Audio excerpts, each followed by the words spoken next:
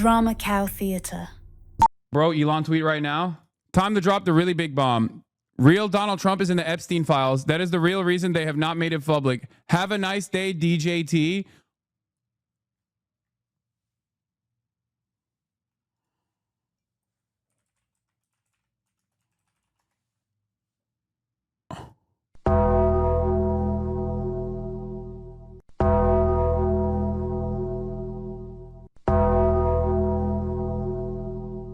Oh my God.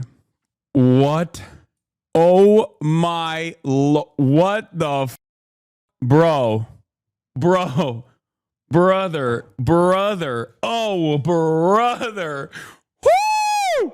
The tea is hot, dude. Elon, Tesla has crashed by 15%. Oh my God, Elon is taking it down. Elon has taken down the ship. All right, ladies and gentlemen, we're moving on to the big story of the day. The girls are fighting. Now that I'm done with the vindication hour early on, when I talked exclusively about how I was right about the AOC endorsement that was coming after the debate, this is the second thing that I was obviously right about, which is, of course, the inevitability of the two girls, the drama that would happen in spectacular fashion once the Donald Trump bond would break. Donald Trump loves money. He loves money. This is his favorite thing, okay? He loves people that give him money. Elon Musk gave him a lot of it. And that is the reason why, despite the fact that he can't stand socially maladaptive, unkempt people like Elon Musk, who have also major egos, he still kept them around. But those three factors always remained. And I felt always like it was just like right under his skin. He was just sitting there as Elon Musk was in a K-hole gumming, okay, in the middle of the goddamn White House, as Donald Trump, the teetotaler who does not do any drugs except for Sudafed potentially, and no alcoholic beverage consumption whatsoever, had to sit there and watch this man look gross as and constantly run his mouth, constantly attack other people who are loyal servants of Donald Trump. And that was always going to be a major issue. So early on today, before we get to the last part of this, before we get to the the holy grail of tweets, let's take a look at what took place today. Now, all I'm going to say is this. The factors that I explained to you last night played a major role in Donald Trump eventually severing ties with Elon Musk. Elon Musk's own narcissism also played a major role here, because he couldn't just take a back step and not be the beloved figure that he always wanted to be, even though he was never going to be a beloved figure, because he is an incredibly repulsive individual. Like, he is horrifyingly grotesque, both in the physical attributes that he has, like his weird shaped barrel-chested body, and the way he carries himself, the way he communicates. He is what is known in the old-fashioned term, a grotesque, right? So, as a grotesque, I think Donald Trump, who loves being around like handsome men who suck his dick nonstop, Elon wasn't sucking his dick hard enough and was maybe a little too worried about his own narcissistic tendencies, and also looked ugly in the process, and also unkempt, wearing t-shirts in the Oval Office. How dare you? Okay? Elon did not look like he was out of central casting. But the worst crime of all was that, regardless of the amount of money that he was pumping into these races, because he claimed he was going to be Donald Trump's attack dog, he was going to go after people with his money that betrayed Donald Trump and his agenda, Elon Musk ran out of goodwill when he lost the Wisconsin judicial race. He didn't have to go into the Wisconsin judicial race, as I said at the time, but he wanted to prove a point. He wanted to let everybody know that he could actually spend enough money overtly, outwardly, and basically steal a election. But Americans did not want this grotesque, repulsive man to openly state that they were going to steal the election with money. They were not fond of that, and they rejected it. And that's why I said it's over. As soon as Elon Musk attempted to buy the Wisconsin judicial race and fail, I told you it was over. Their relationship was done from that point on, because the one thing that Donald Trump cannot stand outside of all of those factors is losers. And yes, if you're sending me the Donald Trump, Jeffrey Epstein files thing, make no mistake, I am aware, okay? And of course, Can't Ever Die brings up a good point. Why would you willingly work with a pedophile then? We have that tweet on the docket, do not worry. But here it is. I think Elon Musk's physical presence on this race and his direct interference was a major burden. And it was very important for Elon Musk to actually win this race, because Elon Musk's time in the administration, as he uses the administrative state like a fleshlight, is predicated upon a couple things. One, direct cash infusions to the Trump administration, to the Trump campaign, to Donald Trump in general. But more importantly than that, Elon Musk presented himself as a attack dog for Donald Trump. Elon Musk stated time and time again that he would spend endless amounts of money on primaries against Republicans who actually dared to step out of line with Trump's agenda. Elon Musk wanted to prove himself in this space by going foolishly to Wisconsin to prove that he could spend endless amounts of money on a Wisconsin race, a Wisconsin special election that was more costly overall than a senatorial race. Think about how insane that is. And last night, he failed in spectacular fashion, in a way where every analyst basically reported Elon Musk's presence in this race was a giant burden for the Republican Party. And I also predicted last night that this would be the turning point between... And it was the turning point. He saw the tweet. I know. I did. I saw the tweet. Okay. Elon just added to the tweet. It's time to create a new political party in America that actually represents the 80% in the middle. Oh, yeah. The middle of the road. The American Nazi Party. Okay. So listen. Easiest way to save money is terminate Elon's subsidies and contracts. Oh my God. Oh my God. Oh my God. Oh my God. It's amazing. Oh my God. This is amazing. I feel like I'm on crack. Okay. So earlier today, what is the first tweet? Stop sending me the pedophile tweet. Okay. I have it already. Earlier today, at a certain point, Elon Musk finally, after spending the last week subtweeting about Donald Trump and saying that the big beautiful bill is disastrous, partially due to cutting the EV subsidies that Tesla was benefiting from, Elon Musk turned around and finally said something really mean. Okay, directly. Also, my guest is here, but I'm gonna have him on later. Doors open. Yes, Hasan has seen the Elon tweet of the pedophiles. Yes, I have seen it. I just want to show you the Tesla stock, by the way. Oh my lordy lord. Another thing that I told you is the consequence of key man. Okay?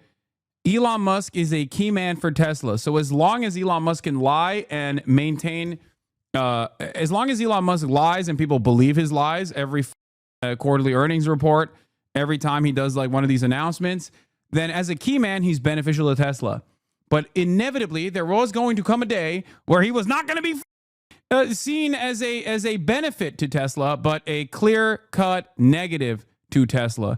And that is precisely where we are. We have arrived at that position. And by God, I am so excited. Let's see. Elon Musk makes a statement. Hold on, I got to open the door for my guests. And I'll your be back big, in 1 beautiful second. bill. What's your reaction to that? Do you think it in any way hurts passage in the Senate, which of course, what is you're seeking? Well, look, I've always liked Elon, and it's always very surprised. You saw the words he had for me, the words of, and he hasn't said anything about me that's bad. I'd rather have him criticize me than the bill, because the bill is incredible. It's the biggest cut in the history of our country. We've never cut. It's about 1.6 trillion in cuts. It's the biggest tax cut. You would say, people's taxes will go way down. But it's the biggest tax cut in history. It's we are doing things in that bill that are unbelievable. And when you look at what we're doing for small businesses, for people, for middle-income people, all of the things that we're doing, nobody's ever seen anything like it. And Elon's upset because we took the EV mandate, and which was a lot of money for electric vehicles, and they're having a hard time, the electric vehicles, and they want us to pay billions of dollars in subsidy. And Elon knew this from the beginning. He knew it for a long time ago. That's been in there. That's been, I would say, JD, that hasn't changed. That's been right from the beginning, Mr. Secretary. That hasn't changed at all, right from the beginning. But I know that disturbed him. He wanted, and rightfully, he recommended somebody from that he. 2/3 of Tesla stock is owned by institutional investors. Tesla's the most valuable auto manufacturer. Tesla stock crashing, of course, will also crash the rest of the market too, because everything is so will harm the rest of the market too, because everything is so intertwined.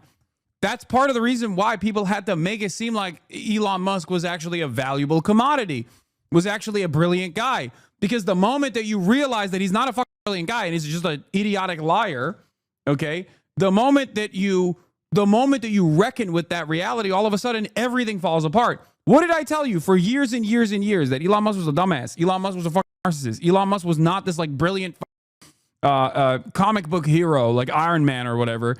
And that all of these people that had a financial incentive in the Tesla stock thriving is the reason why they just like kind of kept up these appearances that he was actually brilliant. It was like it was all of these insane people that were invested in lying about Elon Musk, in faking the confidence that they have in Elon Musk when they knew that he was a dangerously unstable person. But as the key man for Tesla, his instability is something that they had to overlook. Like, it was inevitably going to pop. Today might be the moment that it pops. Who knows? Maybe it'll recover again. Because remember, just like with the tariffs, what happened? Everyone was like, "Oh my God, the market volatility is out of control." But we have to make it seem as though this market is stable, that it will inevitably go up again. Okay, chat, is the Elon tweet for real? Yes, he said it's real. It's real. Time to drop the really big bomb. Stop asking me about the Elon tweet. I'm going to lose my goddamn mind. And no, I'm not going to watch Doom Scroll right now. I'm not going to watch Doom Scroll right now. I'm not going to watch my Doom Scroll appearance right now. Shut the up. Stop. God damn. You guys are feral. Have you seen the tweet? Have you seen Doom Scroll? Doom Scroll is out. I have a guest in the house. He's in the back. I'm going to talk to him as well. Some of you are literally sea cucumbers in the way that your brains work. Anyway, most of this is just Elon back and forth, okay? All right. Musk comes out and says new spending bill should be drafted. Okay? Musk says call your senators, call your congressmen, kill the bill. Quadriplegic, thank you for the 50 bones. Okay? Then Trump comes out this morning and says he's losing patience with Elon, that he's disappointed in Elon Musk after criticism of the president's budget bill. I guess knew very well. I'm sure he respected him, but to run NASA, and I didn't think it was appropriate. And he happened to be a Democrat, like totally Democrat. And I say, look, we won. We get certain privileges, and one of the privileges, we don't have to appoint a Democrat. NASA is very important. We have great people. General Kane is going to be picking somebody with our we'll be checking him out, seeing, but he wanted that person, a certain person, and we said no. And I can understand why he's upset. Remember, he was here for a long time. You saw a man who was very happy when he stood behind the Oval Desk, and even with the black eye, I said, "You want a little makeup? We'll get you a little makeup." But he said, "No, I don't think so," which is interesting and very nice. He wants to be who he is, so you could make that statement too, I guess. Look, Elon and I had a great relationship. I don't know if we're well anymore. I was surprised because you were here. Everybody in this room practically was here as we had a wonderful send-off. He said wonderful things about me. You couldn't have nicer. Said the best things. He's worn the hat. Trump was right about everything. And I am right about the great, big, beautiful bill. We call it a great, big, beautiful bill because that's what it is. And again, biggest tax cuts in history, biggest economic development moves anywhere. But I'm very disappointed because Elon knew the inner workings of this bill better than almost anybody sitting here, better than you people. He knew everything about it. He had no problem with it. All of a sudden he had a problem. And he only developed the problem when he found out that we're going to have to cut the EV mandate because that's billions and billions of dollars. And it really is unfair. We want to have cars of all types. Electric, we want to have electric, but we want to have a gasoline, combustion. We want to have different. We want to have hybrids. We want to have all. We want to be able to sell everything. And when that was cut, and Congress wanted to cut it, he became a little bit different. And I can understand that. But he knew every aspect of this bill. He knew it better than almost anybody. And he never had a problem until right after he left. And if you saw the statements he made about me, which I'm sure you can get very easily, it's very fresh on tape, he said the most beautiful things about me. And he hasn't said bad about me personally, but I'm sure that'll be next. But I'm very disappointed in Elon. I've helped Elon a lot. Mr. President, did he, I just want to clarify, did he raise any of these concerns with you privately before he raised them publicly? And this is the guy you put in charge of cutting spending. Should people not take him seriously about spending now? Are you saying this is all sour grapes? No, he worked hard and he did a good job. And I'll be honest, I think he misses the place. I think he got out there and all of a sudden he wasn't in this beautiful Oval Office, and he's got nice offices too. But there's something about this one. I was telling the Chancellor, this is where it is. People come in here, even from Germany. They come in and they walk into the Oval Office, and it's just a special place. It's, World War I, it started and it ended here, and World War II, and so many other things. Everything big comes right from this beautiful space. It's now much more beautiful than it was 6 months ago. A lot of good things are happening in this room. And I'll tell you, he's not the first. People leave my administration and they love us. And then at some point they miss it so badly, and some of them embrace it and some of them actually become hostile. I don't know what it is. It's sort of Trump derangement syndrome, I guess they call it. But that's the perfect bar.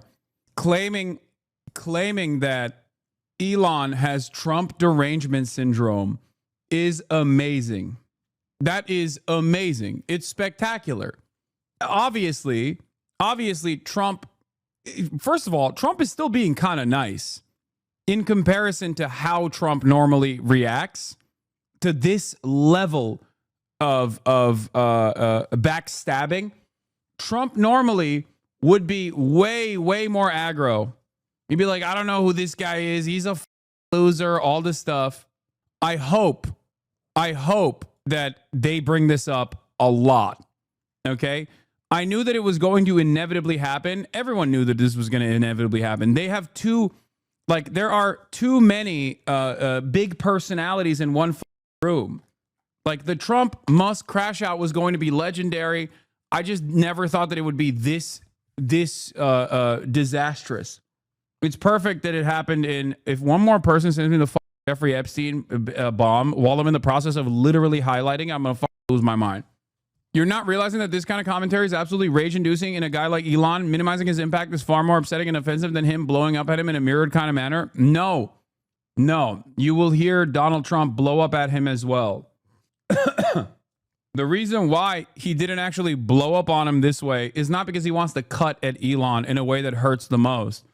It's, I think, because I think Trump still realizes that Elon is super wealthy. And also, he gave him the nuclear launch codes, man. He gave him the keys to the castle for $250 million. So Elon does have a lot of money and does have a lot of power, but so does Donald Trump. You have the wealthiest person on the planet now fighting against the most powerful person on the planet that is in charge of the most powerful nation on the planet. So things are heating up.